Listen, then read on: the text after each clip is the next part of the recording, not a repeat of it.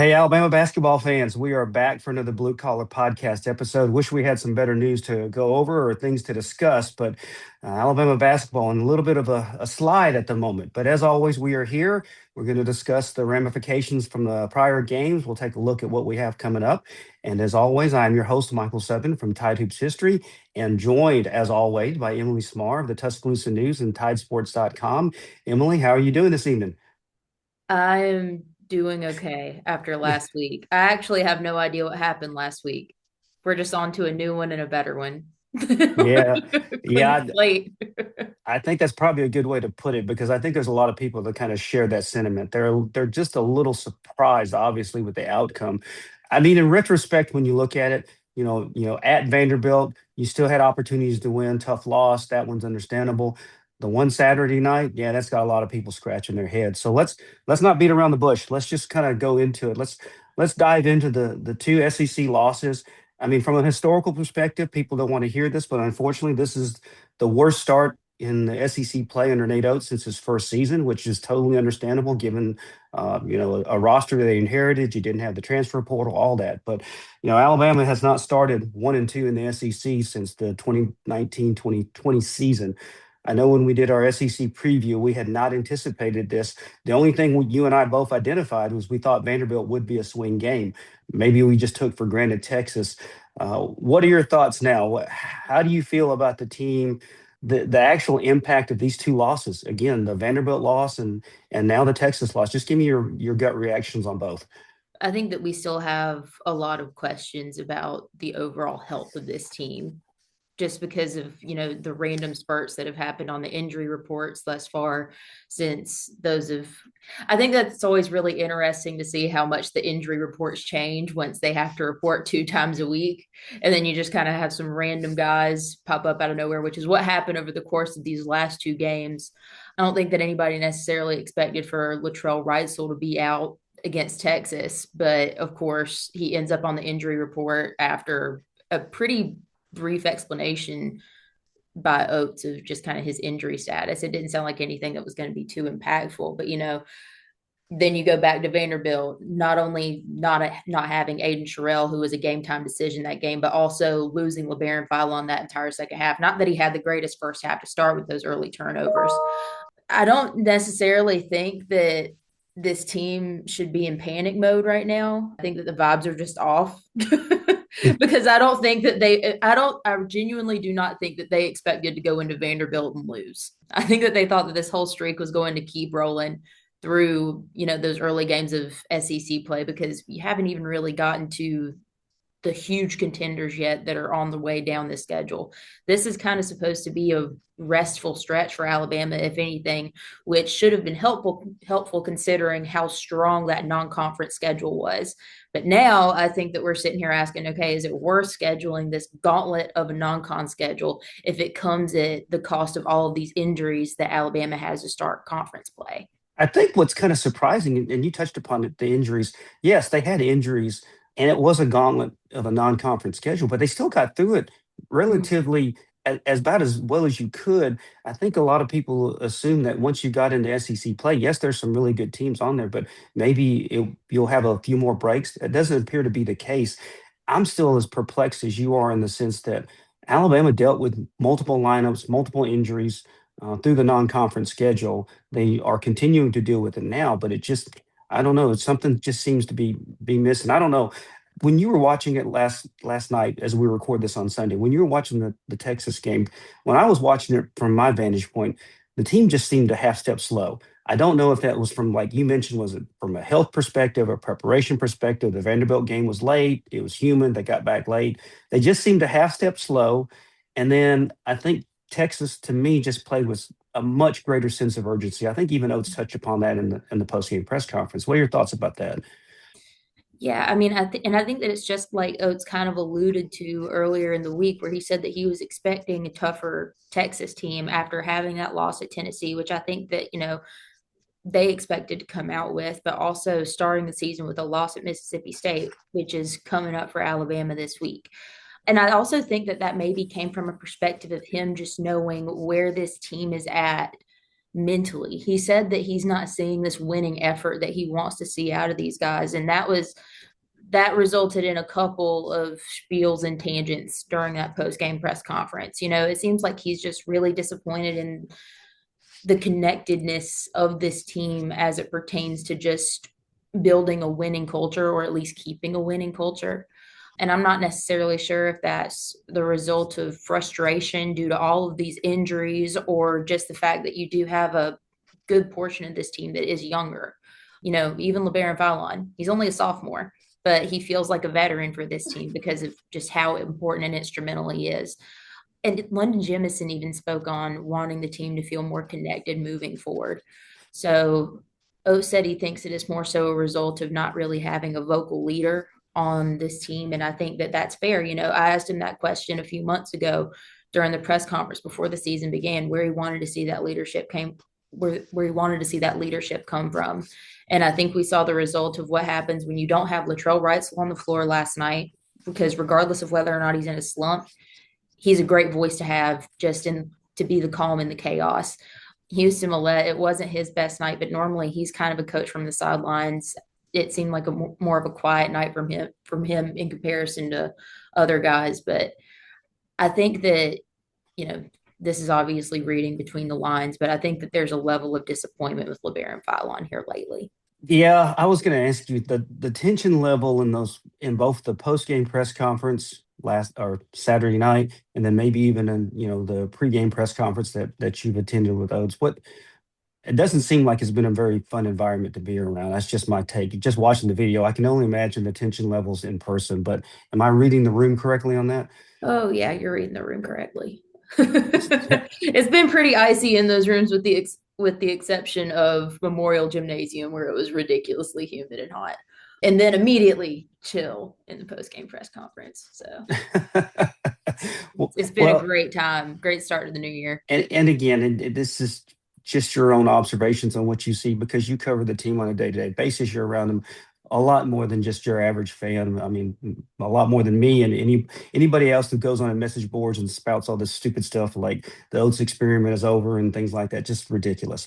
However, that being said, what is your gauge of the not stress, and I'm not going to say pressure, but just I don't know the mood of the coaching staff themselves. You've touched upon some of the frustrations with the players. What about the coaching staff? It seems like the coaching staff is pretty well connected, at least based on what Oates said last night. One of the comments that he made was that Brian Adams, he's the guy over the defense, and he's been doing a great job doing game plans for this team because he did it in the NBA for years. And he said that he doesn't see a change right now, but what he does see is guys who don't want to lock in, not even don't want to, but don't care to lock into the game plan. So he said that he's kind of just starting from a look in the mirror, looking within it himself to see what he has to do to get the tide to turn here as it goes through this kind of rocky patch of the SEC slate. I'm going to go back in history just a little bit. I know you weren't here covering the team in the COVID year of 21, but I do remember it was kind of a little bit of a rocky non-conference, not just because of the COVID pandemic restrictions and things that you had to work around. Coach had a couple of, I wouldn't say attitude issues, but he had a little concerns with a few players during the non-conference. I remember John Petty Jr. getting suspended for a game, things like that, even with Javon Quinterly. It seemed to work once they hit conference play. They had their rough stretches in the non-con, and they worked everything out in conference. Seems like this team's kind of doing it in reverse a little bit. I'm not saying anyone has any attitude issues or anything like that. That's not what I'm conveying. But I agree with you in the sense that, again, it's a sign of maturity that if you don't take an opponent seriously, this is the penalty that can happen. This is what can happen. Look, the 23 team for Alabama, one of the most talented teams I've ever seen. I'm not going to say they took any games off, but because the talent level was so high, they had a little more cushion that, they could maybe play a B minus game and still win. I don't think that cushion is there for this team. While the backcourt is excellent, we all know what the struggles with the front court. I don't know about you, but I saw Texas attack a lot inside last night. Yeah, definitely. And if I'm not mistaken, that was also Alabama's second game in a row without a dunk. And that's with Aiden Sherrill back. And again, like we talked about earlier this season, that ends an insane streak that they have had since UNC in the Sweet 16. Oh wow! All right, Yeah. I didn't know you were charting that stat. The only thing I chart is the technical fouls.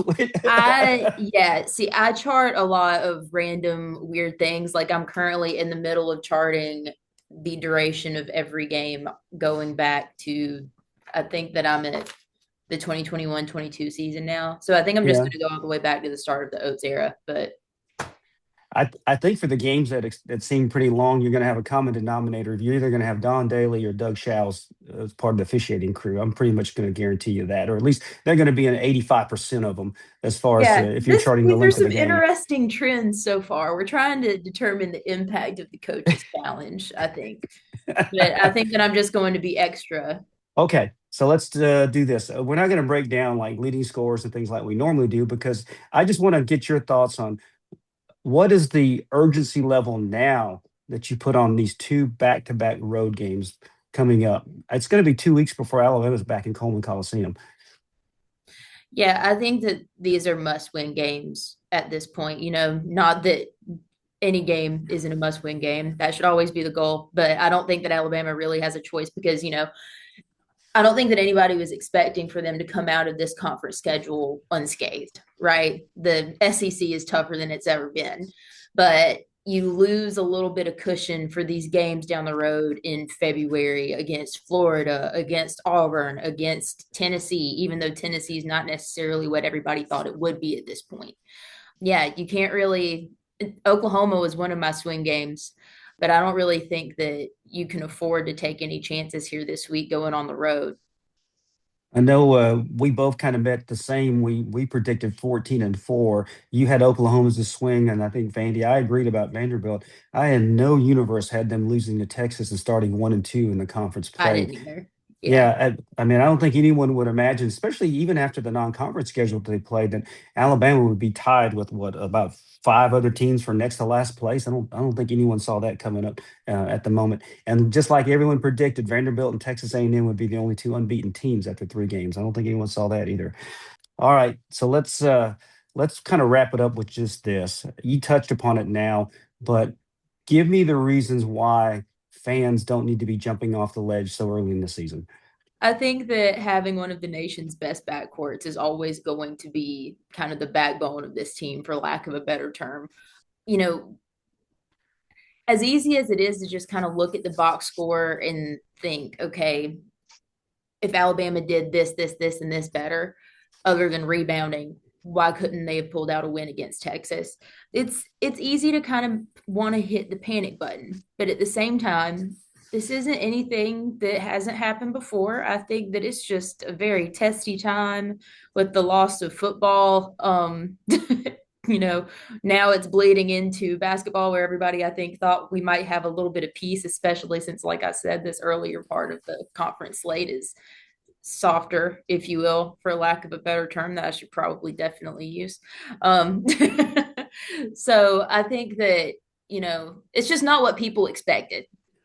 That doesn't mean that there's any reason to lose the cool at this point. Now, if we're having this same conversation again next week, I'll heal. But at this point, I feel all right. Well, I would agree. If there's two more conference losses and we're doing a podcast next week and Alabama's sitting here at 1-4, might be time to press the panic button. But I agree with you. I don't think it's anywhere near that. It's just a bad weekend right now to be an Alabama fan when it comes to any athletics. Football Mm-hmm. team taking the beating in the transfer portal, and you double down on the fact that it's all related to Texas. That makes it just more annoying. But I agree with you on this one that these are two very winnable games. Doesn't mean Alabama can sleepwalk in on the road to win. I actually think when they play on the road, maybe that's a good thing. They seem to be pretty alert and are aware and conscious of how important it is to play on the road and how rough it's going to be. Maybe they not take for granted, but maybe they relax just a little bit when they play at home. I don't think that'll be the case. I think we should get at least an Alabama team with a sense of urgency. Wednesday night or Tuesday night. Sorry, excuse me, Tuesday night in Starkville, and then we'll see how everything goes at Oklahoma. I think that'll wrap it up for this one. I wish we had more better news to discuss, more fun things to talk about, but it is what it is. Alabama lost 2 games, but look, still early in the season, a long way to go. As always, here at the Crimson Crossover YouTube channel. We've got a lot of things going on. We still have 3 basketball podcasts for all of them, for everyone to jump on, like, subscribe. If you like this one, please keep coming back. We enjoy doing it. Emilee, as always, tell everybody how they can keep up with your good work. Yeah, of course. You can always find me on Twitter or X, whatever you like to call it, at Emilee_Smarr. Check us out on Instagram, Emilee_Smarr reporter. And then we've also got the good old Tuscaloosa news page. Just hit that staff directory, Emilee Smarr. You can find all the work that I do there. And hopefully there will be some better news coming up this week. So Well, absolutely. Now, look, you probably already know this, but if not, the one piece of advice I'm going to give you for Tuesday night, when you drive through Pickens County, drive the speed limit. yeah.